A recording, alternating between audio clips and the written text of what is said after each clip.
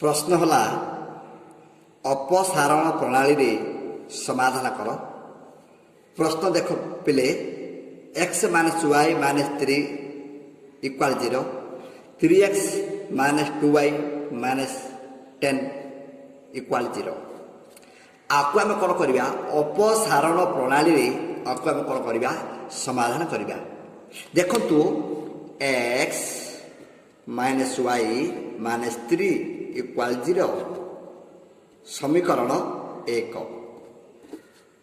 वर्तमान देखंतु 3x minus 2y minus 10 equal 0 समीकरण कौन होला 2 है। देखंतु आपको आम किभली आपको आम समाधान करवा। जेतेबेले अपसारण प्रणाली करवा आम प्रथमे प्रश्न 2 को आम कौन करवा लक्ष्य करवा। देखो तो x minus y minus 3 equal 0, 3x minus 2y minus 10 equal 0। तेणु कौन कले समान हम तेणु कौन कर देखो ये x अच्छी ये 3x अच्छी जदि आम x को जब 3x करवा ताहले निश्चित भाव में कौन करा आपको 3 रे कौन कर समीकरण 1 को गुणी पार। तेणुक कौन है देखु 3 गुणन समीकरण 1 को गुणिया।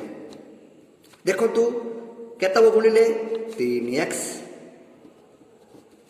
Minus 3y minus 9 equal 0। जेहेतु 3x एठी आसला तेणु आर कौन प्रकार असुविधा नहीं कौन करवा समीकरण 2 को कौन करवा सीधा कौन करवा पकईदा 3x minus 2y minus 10 equal 0। वर्तमान कौन करवा आम समाधान करवा। देखो तू जिते ये माइनस करवा यहाँ माइनस माइनस अच्छी प्लस माइनस अच्छी प्लस कौन वर्तमान कौन हम देखु कौन हम 3x कटिगला minus 3y plus 2y के माइनस y माइनस 9 प्लस 10 होगा जेहेतु प्लस आसला प्लस 10 मान के देखु प्लस 1 इक्वल 0। वर्तमान कौन करवा माइनस वाई जो बाष्प परिवर्तन हम कौन हम देखु माइनस 1 तापर कौन हम देखु वाई गुड़ कौन है 1 है। वर्तमान आम एक को कौन करवा यही समीकरण 1 हो समीकरण 2 हो आम सुविधा मुताबक अनुजाई कौन करें कौन कर थोई पार से कौन कर उपयोग कर। देखु मुझे कौन करी ये मन कर उपयोग करी मन कर। देखु समीकरण 1 को देखु x minus y minus 3 equal 0। जेहेतु आम y 1 आसला तेणु कौन कर देखु x माइनस वाई मान के 1 आसले 1 माइनस 3 इक्वाल 0।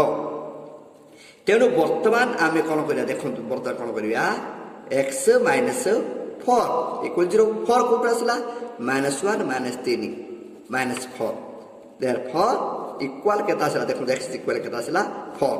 तेणु निर्णय